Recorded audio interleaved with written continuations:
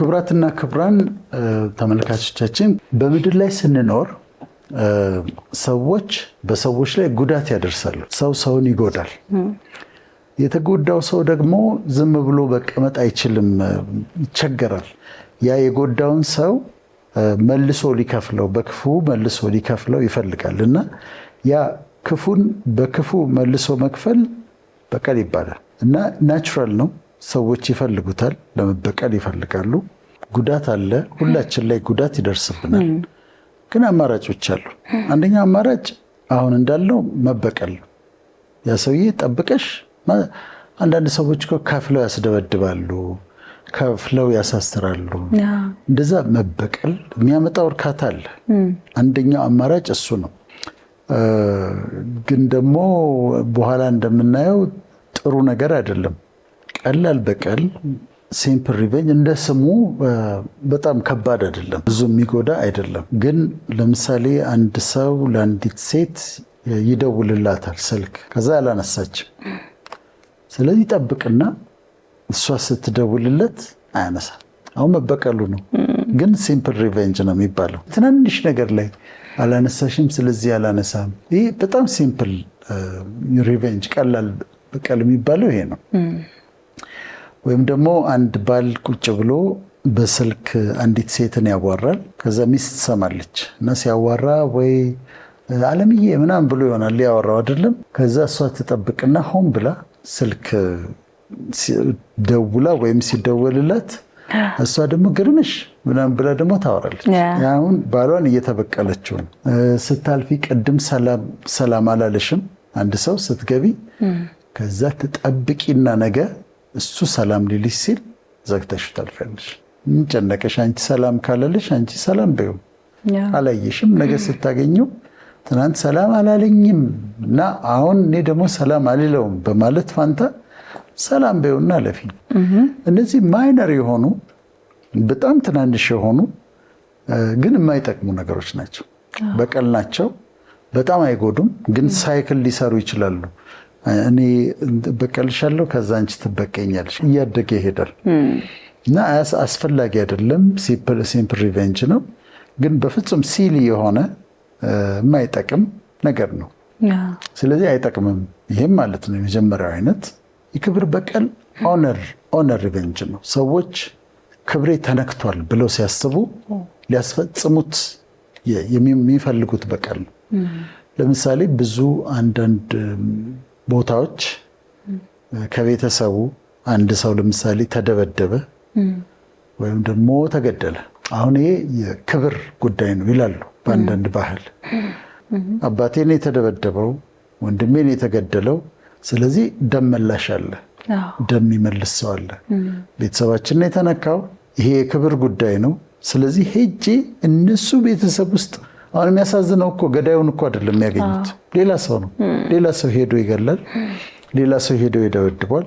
ስጠይቂያቸው ግን የክብር ጉዳይ ነው ይላሉ፣ የኦነር ጉዳይ ነው ይላሉ። ይሄ ጥሩ ነገር አይደለም፣ በጣም ጥሩ ነገር አይደለም። እንደውም ምን ይባላል፣ የጎዳህን ሰው ልትበቀል ስትሄድ ወይም ልትገድለው ስትሄድ ለመቃብር ስትቆፍርለት ሁለት ቆፍር ይባላል፣ አንዱ ለራስህ። ምክንያቱም የሚያመጣው ነገር በጣም የሚያሳዝን ነው፣ በጣም ክፉ ነገር ነው፣ መቅረት ያለበት ነገር ነው። ይሄ ነው በቀል የሚያመጣው፣ ይሄንን ነው። ገንቢ በቀል ኮንስትራክቲቭ ሪቬንጅ ይሉታል። ኮንስትራክቲቭ ሪቬንጅ ለምሳሌ አንድ ሰው ከአንድ መስሪያ ቤት ተባረረ፣ ተናዷል፣ ከፍቶታል። ስለተባረረ ይሄድና ይማርና ትሬኒንግ ይወስድና ልምዱ አለው። ስለዚህ የዛን ድርጅት የሚመስል ድርጅት ሄዶ ይከፍት። በፕሮሰስ ውስጥ ይሄ ሰው ተለውጧል። አሁን ይሄ ጥሩም ነው መጥፎም ነው። ጥሩነቱ መለወጥ አለብኝ ያለ ሄደ፣ ተመሳሳይ ድርጅት ከፈተ። የተጎዳው ሰው ራሱን ለወጠ። መጥፎነቱ ሞቲቭ ነው። ያኛውን ድርጅት ለመጉዳት የነበረበትን ድርጅት ለመጉዳት ካደረገው ጥሩ አይደለም። ለሱ ለመለወጡ ግን በጣም ጥሩ ነው። ምን ይባላል መሰለሽ? ደግሞ በጣም ስለምወደው ነው።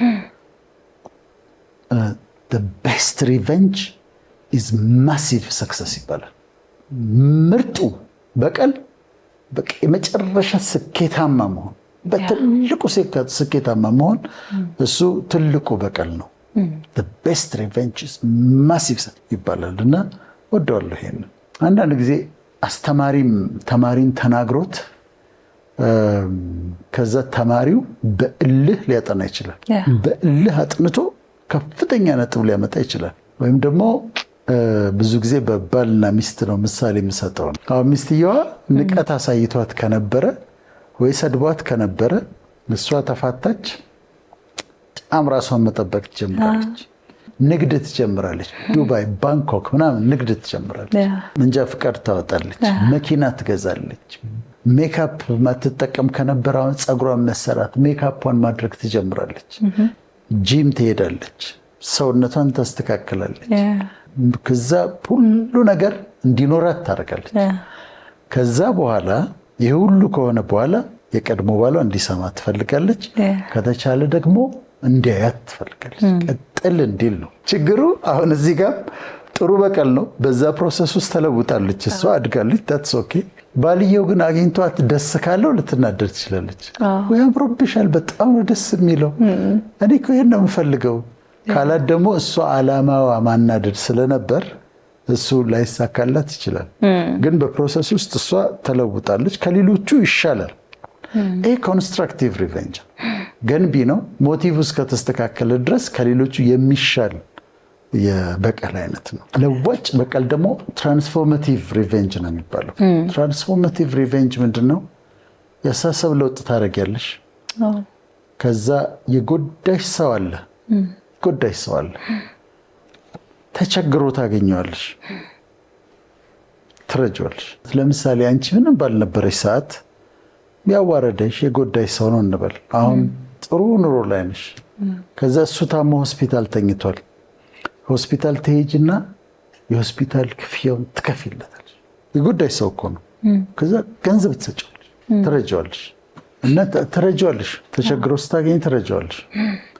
ግን እዚህ ጋር ሞቲቭ አለ።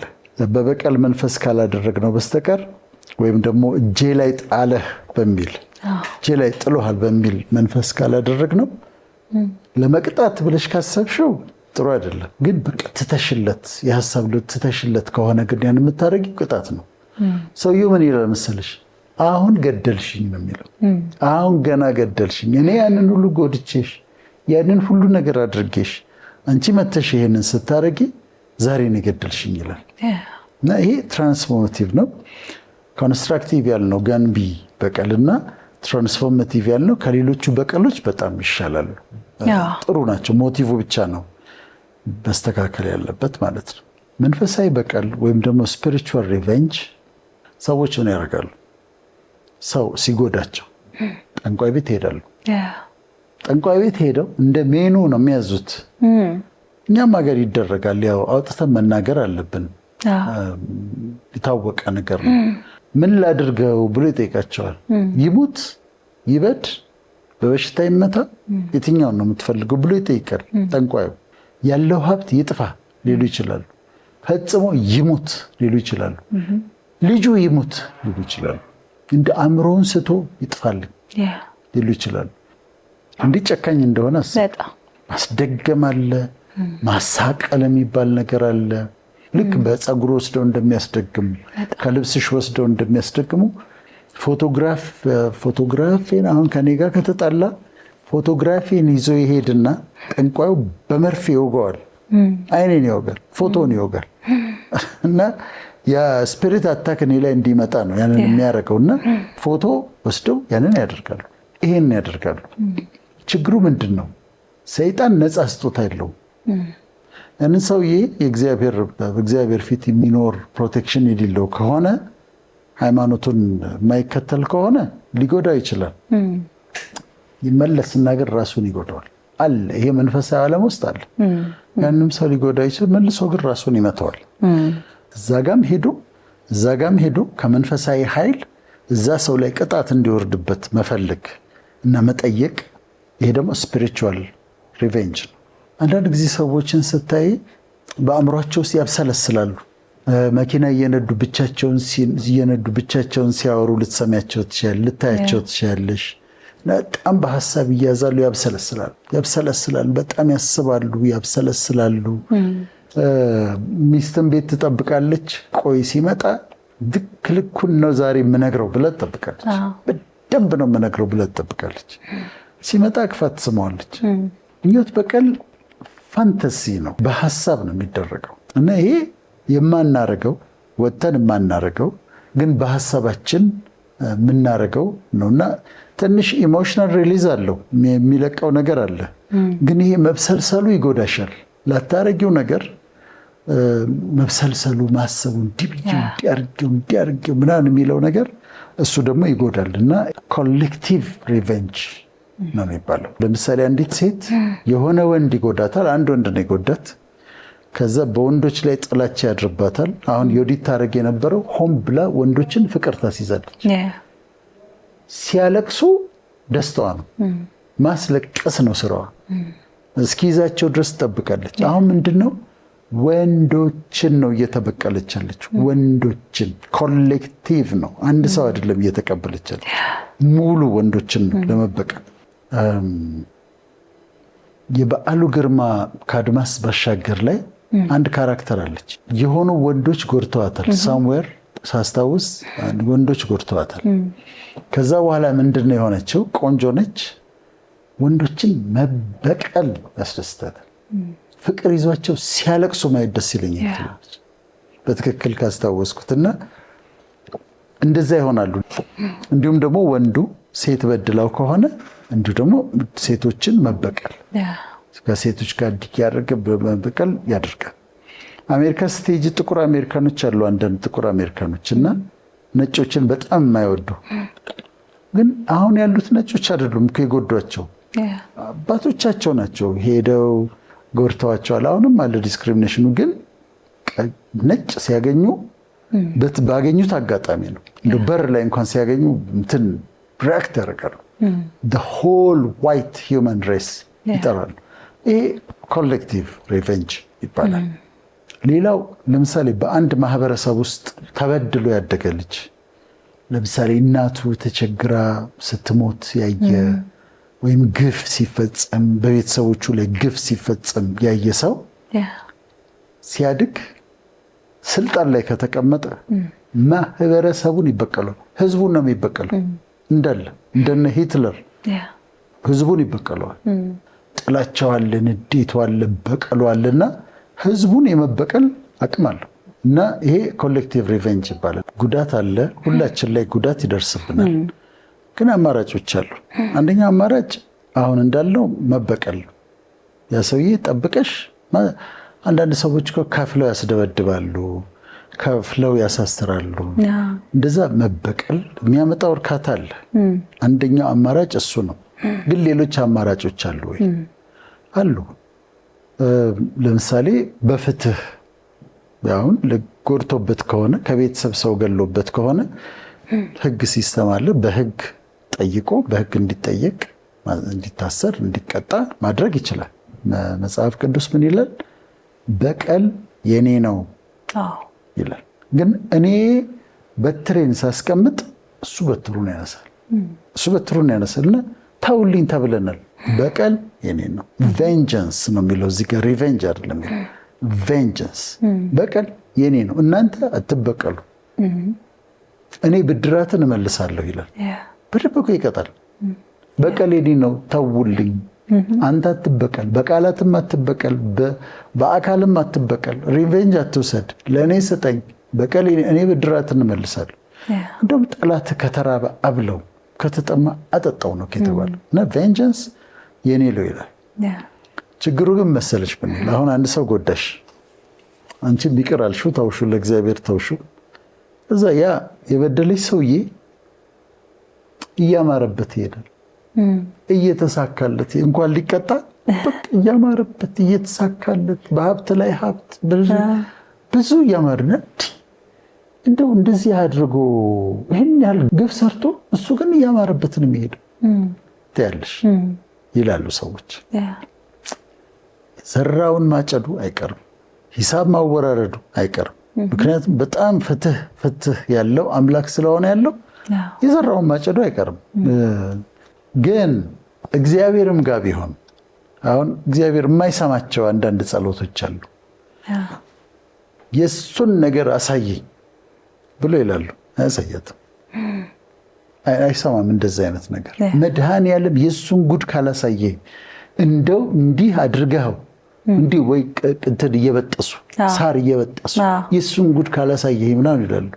አይሰማም፣ እንደ አይነት አይሰማም። እንደ አይነት እና በቃ አንቺ ስጪ ለአንተ ነው በቀል የኔ ነው ብሏል። እኔ ተበቀልልኝም አይደለም የምትይው ጉዳልኝም አይደለም የምትይው እኔ ይቅር ብየዋለሁ I forgive him ከዛስ ለአንተ ሰጥቼዋለሁ ብለሽ ኑሮሽን ቀጥይ።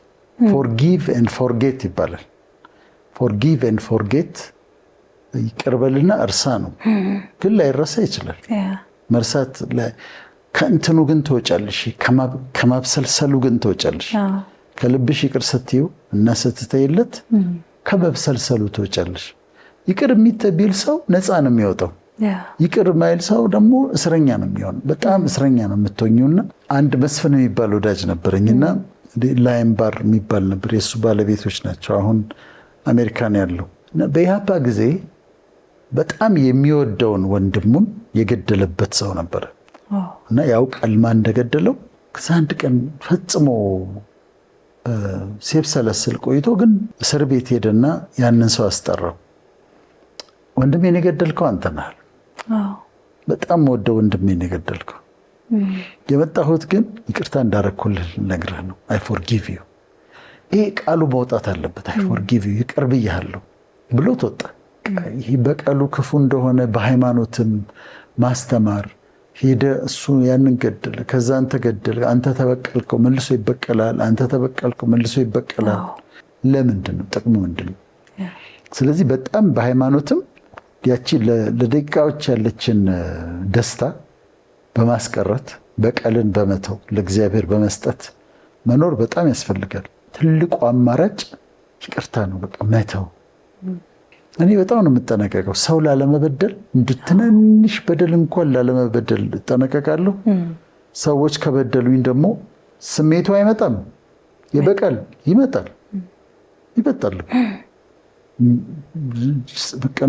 በቀል እኮ ፍላጎቱ ይመጣል።